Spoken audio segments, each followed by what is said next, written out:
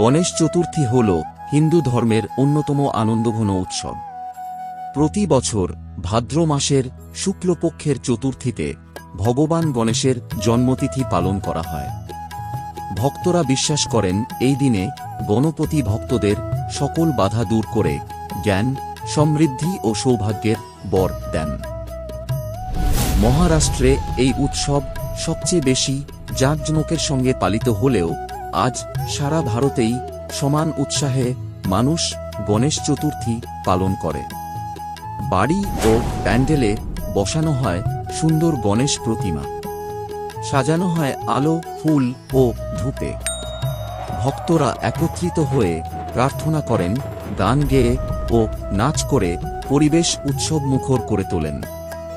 গণেশের প্রিয় ভোগ হল মোদক, নারকেল ও গুড় দিয়ে তৈরি মিষ্টি।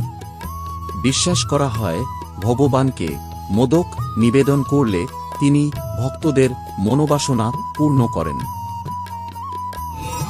10 দিন ব্যাপী এই উৎসব শেষে হয় বিসর্জন। তখন ভক্তরা আনন্দ আর চোখের জলে গণেশের প্রতিমাকে শোভাযাত্রার মাধ্যমে নদী বা সমুদ্রে বিসর্জন দেন। সবাই উচ্চারণ করেন, গণপতি বাপ্পা মরিয়া, মঙ্গল মূর্তি মরিয়া। আগামী বছরে আবার এসো। গণেশ চতুর্থী শুধু একটি ধর্মীয় উৎসব নয়, এটি আমাদের ঐক্য, ভক্তি এবং আনন্দের প্রতীক। এই দিনে আমরা সবাই প্রার্থনা করি ভগবান গণেশ যেন আমাদের জীবনের সব বাধা দূর করে জ্ঞান ও সমৃদ্ধির পথে এগিয়ে নিয়ে যান।